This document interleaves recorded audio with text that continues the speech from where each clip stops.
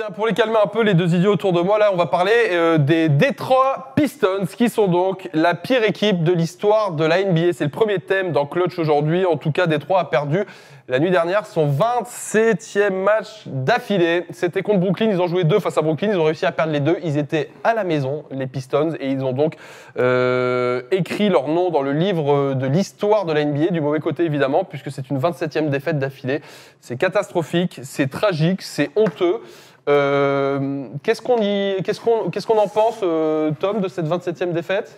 Bah, déjà que je suis triste pour la fanbase qui est importante chez nous en France des Pistons. T'as jamais envie que ton équipe perde autant de matchs d'affilée. 27, c'est un chiffre complètement fou. Ce qui est dingue, c'est que dans ce match contre Brooklyn, donc la deuxième fois qu'ils se jouaient de suite, c'est qu'ils ont fait un bon match. Ouais. Et que quand tu prends un bon départ, tu mènes 22-8, qu'il y a un semblant d'intensité, tu te dis, oh, ils vont le faire. Ils ont mis tous les ingrédients autour de Kate Cunningham, que Bojan Bogdanovic, etc., pour aller gagner ce match-là. Bah non, quand il y a un manque de confiance criant, quand t'es mal coaché, on peut le dire maintenant, depuis 3 semaines, que, en tout cas, le discours du coach ne passe plus, et ben ça donne une nouvelle défaite, malgré, comme je le disais, des bons ingrédients pour aller gagner ce match dans une salle qui, à la fin, a fini sur les huées totales. Mais en même temps, si j'avais été dans la salle, j'aurais pris des tomates, j'aurais jeté ça sur les joueurs. Donc voilà, mis déconfite, c'est une tristesse absolue pour eux.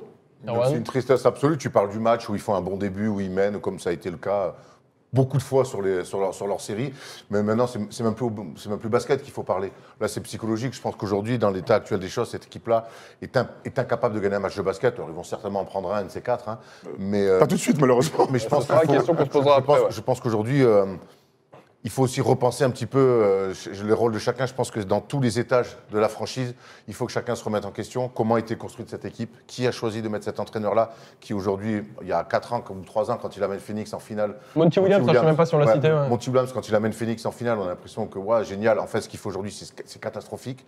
Et puis les gamins qui sont sur le terrain aussi, c'est des jeunes joueurs qui lancent leur carrière NBA. Un peu d'orgueil, messieurs. Alors, on en revient. Et pour moi, tout se mélange. Entre les GM qui mettent des thèmes de reconstruction, ça a bon dos à la reconstruction NBA, vraiment, le coach qui arrive en disant j'ai des jeunes, on reconstruit encore une fois, il ne se passe rien, et les gamins qui finalement ne veulent plus adhérer à des projets collectifs, mais ne veulent que créer leur place. Voilà, il y a un mélange d'incompétence générale dans les bureaux, sur le banc et sur le terrain, qui amène à ça. C'est dramatique, et j'espère que ça doit servir aussi d'exemple pour beaucoup.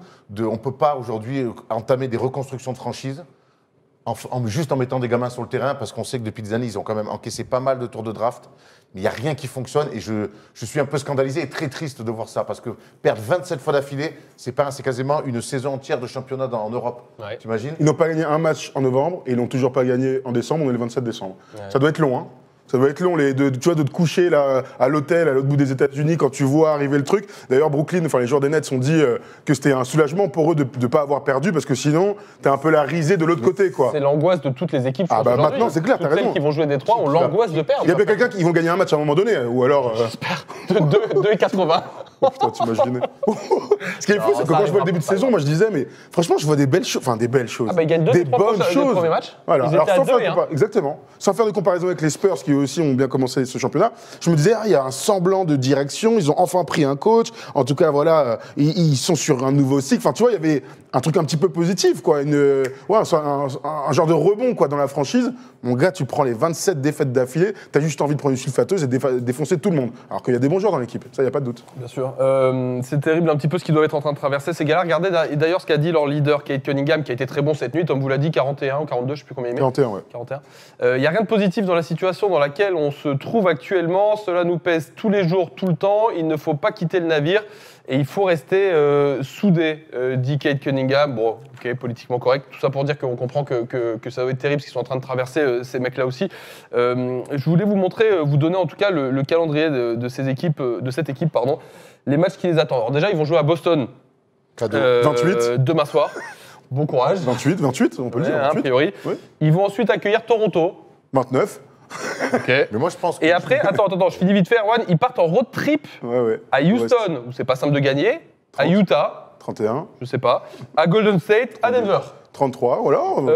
Utah, ils ont perdu à domicile contre Utah, avec Utah où il leur manquait la moitié de leur mec. C'était il y a 3 jours, il y a quelques semaines dernières. Il n'y avait pas Markkanen, il n'y avait pas tout ça. Bon, ils sont à 27 d'affilée. Question déjà simple pour vous dans le chat.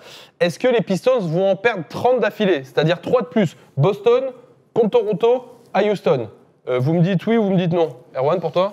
Moi, je te dis oui, ils vont aller à 30 et tu verras que la série s'arrêtera dans un match où on les attend le moins. Moi, je Genre pense à pas- Denver, Voilà, un truc voilà. incroyable. Les Warriors, Faut pas s'attendre à ce qu'ils tapent les Spurs ou des petites équipes comme Il y a ça. un Spurs qui Les arrive Spurs, quand ils même. le joueront le 10 janvier. Bon, tu vois, on a un peu de marge 1, 2, encore 3, d'ici là. 4, 5, Moi, 6, 7, donc moi, Moi, match. j'ai envie de croire que cette vilaine série va s'arrêter dans un match où on les attend pas du Ouais, tout. t'as raison. Je suis d'accord avec toi. Où ils Je ont pense qu'il finalement se passe- rien à perdre. Ça Moi, peut je pense arriver que- rapidement, en fait, moi, hein, je tu pense vois. que les matchs où on se dit, ouh là, celui-là, faut qu'ils le prennent, ils les prendront pas. Pour moi, ils sont tellement psychologiquement incapables de gagner un match où on se dit, ah, celui-là, vous pouvez peut-être le prendre, qu'il faut que ce soit un match où on dise, les gars, allez-y, de toute façon, vous n'avez rien à perdre. Je quitte Boston. Ils le prendront pas à Boston, je pense, mais ce type-là. Il y en a plein qui nous disent dans le chat Toronto à la maison. Ouais, c'est un bon truc à cibler. Le problème, c'est que eux, ils doivent jouer les fameux match par match, comme on aime bien dire en Ligue 1, et que le match d'après, c'est le plus important. Mais c'est le cas depuis 20 matchs déjà. Le match d'après, c'est le plus important, il faut absolument qu'on le prenne. Et encore une fois, ils font un bon match de basket. Ils débutent bien, ils sont bien en défense, et puis dès que ça commence à se raréfier, Kate Cunningham est fantastique sur le match, sachant qu'il fait une mauvaise première mi-temps et qu'il est incroyable de leadership. Il n'est pas du tout récompensé dans ses gros matchs individuels par une victoire. Et ça, j'arrive pas à savoir si c'est un vrai enseignement qu'on peut tirer de Kate Cunningham et de cette équipe. Tant, de toute façon, la culture de la défaite, elle est tellement abusée là que Moi, genre, je sais pas ce que je peux en tirer en fait. C'est intéressant ce que tu emploies, et il faut qu'on en parle quand tu perds 27 d'affilée et que tu rentres dans les livres d'histoire de la NBA par la petite porte comme ça, c'est la culture de la gagne ou de la défaite. Les Pistons, c'est pas n'importe qui, hein, c'est une ADN particulière, que ça soit quand ils gagnent dans les années 90 ou quand ils regagnent une fois dans les années 2000. Je vais pas donner trop d'indices. Chaque fois, ils gagnent de la même manière. Il y a une vraie culture de l'ADN, et même quand ils gagnent pas, c'est une équipe dure, au mal. Là, à un moment donné, j'ai l'impression qu'il n'y a plus personne dans cette franchise-là qui fait vivre un petit peu ce passif et ce que doit être cette franchise-là. Et ça m'inquiète énormément. Et j'en reviens encore une fois, et c'est ce qu'on dit avec les Spurs de Victor, mettez-moi des darons. Mettez-moi des darons là-dedans. Maintenant, il faut arrêter de croire que la reconstruction, c'est d'enchaîner des gamins, c'est mettre des gamins sur le terrain, leur filer les clés. Alors, Kate Cunningham, je le trouve digne sur le terrain, dans les déclarations, mais ça reste encore un jeune joueur. Et il faut les aider, il faut mettre des papas. Être un statut de vétéran NBA, c'est pas juste un vet, tu viens prendre 3-4 millions sur tes 3 dernières saisons et puis tu es tranquille. C'est pas ça. Il y a des gens qui ont des vrais rôles de vétérans. Certains ne veulent pas le faire. Tony Parker n'était pas chaud de le faire, par exemple. Il y en a Udo Aslem l'a fait pendant 4 ans sans jouer. André Iguodala l'a fait de manière à la perfection. Il y a d'autres gars. Il y a plein de mecs en NBA qui veulent avoir ce rôle-là de vétéran-là pour encadrer les gamins. Et totalement dans cette situation-là, un vétéran change les choses. Alors ils en ont, mais ils ont tellement pas assez de temps de jeu qu'ils n'ont pas l'impact qu'ils devraient avoir. Mais aujourd'hui, il faut aussi les protéger, les gamins qui arrivent en NBA. Là, ce que font le front office des Pistons, pour moi, c'est les tirailleurs sénégalais, dis-le. Ils envoient des gamins. Ils mettre en péril leur carrière. Ils envoient des gamins et puis tu les massacres, les pauvres gamins. Alors oui, ils sont NBA, oui, ils sont blindés, ils découvrent un monde professionnel, on les envoie au feu, c'est mal coaché, il y a des changements par-ci par-là, tu joues, mets des points. On peut avoir cette même théorie pour les Spurs, hein, évidemment. Oui, bien sûr. Le feu qu'ils doivent prendre sur les réseaux sociaux. Faut pas trop parce que dans les médias. c'est la même tu vois, chose. là, quand tu dis ça, moi je pense qu'à un seul mec, je pense à Bojan Bogdanovic, j'étais sûr que son retour, et c'était il y a 2 semaines maintenant, on était sûr que ça allait faire une bascule. Je pense que l'équipe est meilleure avec lui, mais elle n'est pas assez forte pour gagner un match en NBA. C'est quand même fou. Le mal était déjà fait. Oui, à un moment donné, il est revenu et on a vu que l'équipe, il y a juste un meilleur joueur sur le terrain, un vétéran, qui a de l'expérience, d'un autre profil et tout. Est-ce que c'est le bon gars? Visiblement, non. Alors, pas suffisant en tout cas. C'est clair. Ce qui est intéressant, c'est aussi on peut essayer d'être pragmatique, savoir parce que je vois le public qui crie celle de team, vendez l'équipe, etc. Incroyable. Vous êtes GM, vous êtes proprio de cette équipe, j'en sais rien. Qu'est-ce qu'on fait? Est-ce qu'on change des trucs maintenant? Est-ce qu'avant la trade deadline, on va chercher des joueurs? Est-ce qu'il y a un intérêt à sauver cette saison? Est-ce qu'on la laisse pourrir comme ça? De toute façon, la saison est déjà morte. Hein. Ils vont finir parmi les derniers de l'Est. Ou alors, il y a Jamoran qui va arriver. Mais... non, moi, je crois qu'il faut faire confiance aussi. Il n'y a aucun coach qui est arrivé et qui a tout changé comme ça. Il y a beaucoup d'autres coachs, en revanche, à qui on a laissé du temps. Et Monty Williams, à partir du moment où tu lui donnes le plus gros contrat de l'histoire... le couper, Monty Williams. Moi, je crois qu'il faut lui faire confiance. Tu dois lui faire confiance. Ouais, les matchs sont catastrophiques, peut-être que le discours ne passe pas. Soit il y a une fronde des joueurs. Donc, quand je dis les joueurs, c'est les vétérans, enfin les cadres plutôt du vestiaire. Kate Cunningham dit son message ne passe pas. Et donc là, je réfléchis. Mais lorsque tu donnes 50 contrats à cette hauteur de salaire, avec le projet que tu as de reconstruire, etc., Tu dois garder ta direction, Monty Williams, et tu dois changer l'équipe. Ouais. Tu dois laisser partir Bojan Bogdanovic, qui mérite absolument pas d'être dans cette équipe. Et pour lui, tu peux récupérer un jeune dès que tu le draft, etc. Mais en tout cas, dans Donc le tu restes message... dans cette direction-là, toi, c'est-à-dire que oui, t'es bien sûr. capable de partir. On rappelle parce que là, ils ont un premier record qui est cata, c'est les 27 défaites d'affilée. Attention au record de pire saison de l'histoire, c'était 9 victoires. Ils sont en route pour avoir le mais ils pire sont en bilan concurrence de avec les Spurs. l'histoire. Ils sont deux dans le même cas, Ils sont avec dans les les temps de Spurs. passage. Ils D'abord, c'est pas une bonne sont chose, en avance ça. sur les Spurs, hein. Ils ont 2 victoires de moins que les Spurs aujourd'hui. Ah ouais, tant que ça. Tu vois, C'est beau, ça. ils ont 2 victoires, les Spurs en ont 4. C'est vrai qu'à ce rythme-là, ça compte. C'est vrai qu'aujourd'hui, faire sauter un coach dans le sport co, c'est peut-être les choses les plus faciles. C'est le Non. fusible le plus simple. Voilà, mais Pas dans ce cas-là, je trouve, moi, justement. Vous venez de le signer, c'était le plus gros contrat de l'histoire avant que Popovic Oui, arrive. c'est ça. Il a 5 ans, 72 millions. J'ai pas l'impression que ce soit un fusible qui existe. Faut lui donner l'argent après, hein. Faut lui donner les 10 On a beau 70 être en millions. NBA, 72 millions, ils partent pas comme ça, les gars. Ouais, Ça fera un c'est sûr. scandale. Hein. en tout cas, il faut faire quelque chose. Donc, c'est peut-être le GM qui doit bouger. C'est peut-être le GM qui doit bouger parce que le GM, il a aussi fait des coups. Les Wiseman, les Bagley, ils ont Il aime les numéros de draft qui n'ont pas percé, ça c'est clair. Ça, il les aime bien, ouais. Qui sont des paris totalement ratés. Même, je pense, sur ces choix de draft, au final, alors il y a toujours ce débat est-ce qu'on draft au potentiel, est-ce qu'on draft au fit que ça peut faire avec l'équipe. Bon, lui, il a drafté au potentiel, soi-disant, mais aujourd'hui, il se retrouve avec 4-5 mecs sur le même poste où tout le monde veut gratter des temps de jeu et ça ne marche pas non plus. Donc, en tout cas, ce qui est sûr, c'est que je pense que cette équipe très jeune, les joueurs, ils ont besoin qu'à un moment donné, les gens qui les dirigent, coach, GM, proprio, fassent sauter quelque chose, fassent un mouvement. On est fin décembre, il reste encore 5 mois de saison régulière, les 4 mois de saison régulière, 4 mois et demi jusqu'en mi-avril. On ne peut pas laisser cette équipe-là, cette franchise mythique, ces gamins-là, on ne peut pas les laisser à l'abandon comme ça en disant on tank, on verra l'année prochaine, ça sera mieux.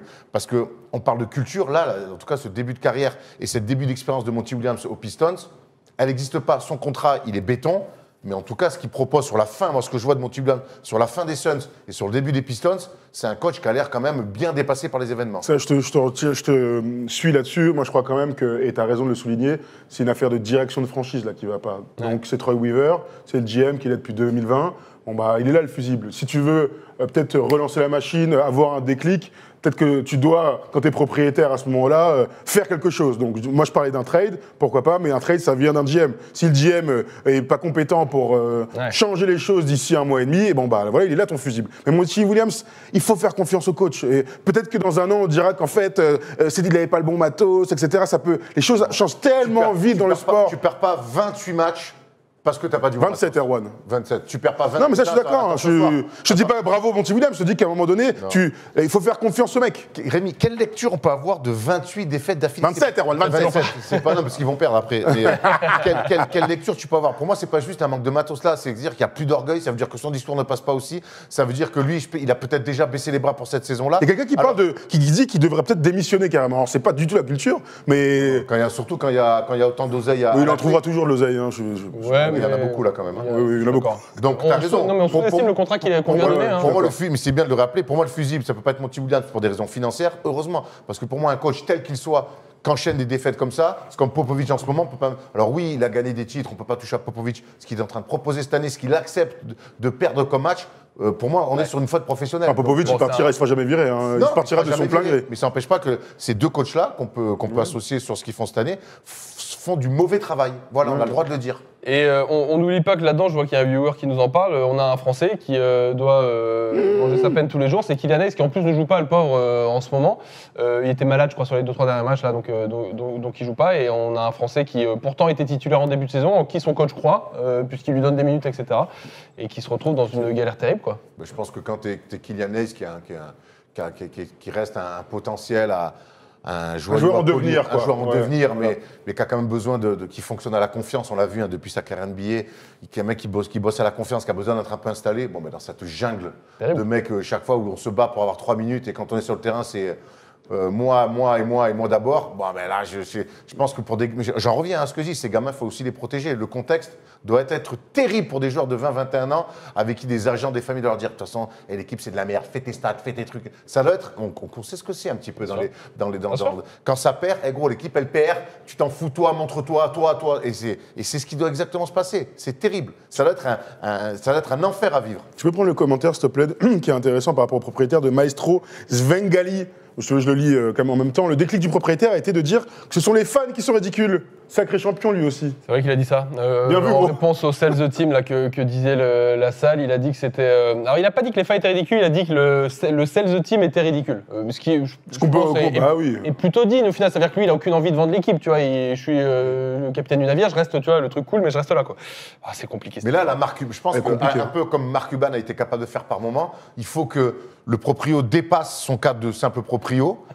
Même si on n'aime pas ça, on aime bien quand le Descendre GM dans fait le du GM, vestiaire, quand le président. Mais à un moment donné, il faut descendre. Là, là, c'est pour ça, il faut tenter tout ce qu'il faut pour que la fin de saison soit un peu digne et récupérer un petit peu d'amour propre. Et tu penses qu'ils l'ont pas déjà fait? Moi, je me dis toujours. Alors, j'ai jamais été propriétaire de franchise, mais je me le souhaite. Ça serait sorti dans la presse. Ben, je sais pas. Tu sais, on dit qu'on aime bien que les choses restent dans le vestiaire. Ouais, Moi, si je suis propriétaire, j'ai pas attendu d'être à 27 pour dire, hey, les gars, là, c'est moi qui vous donne votre oseille. Là, on est la risée de la NBA. Vous bougez le cul. Tu vois, j'ai quand même du mal à croire que les mecs qui sont capitaines d'industrie, ils ont géré des milliards de dollars, ils soient là à entendre, bon, bah ok. C'est vrai que c'est marrant, tu on a vois. cette culture à l'européenne, on a ces souvenirs de quand on était gamin de voir les présidents de clubs de foot qui Ouais, descendaient, descendre tapis, qui vient, ouais, c'est qui clair. arrivaient dans le vestiaire, tout le monde, ou ceux à l'inverse qui disaient double prime aujourd'hui pour la victoire, Oui, voilà, c'est président. Avec un mec à poil, évidemment, dans le fond. Et c'est vrai que je suis pas sûr que ce soit la culture de la NBA. Ouais, cette histoire. peut-être. Mais je pense que le meilleur commentaire, et on oublie trop souvent cet aspect-là, c'est Brand qui l'envoie, faut pas leur taper dessus aux Pistons, c'est la faute des arbitres.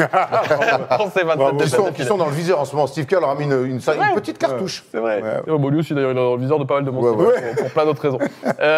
Bref, voilà pour ces Pistons qui sont tragiques. On verra jusqu'où va la série. Ça en fait 27 déjà. Ils sont dans l'histoire.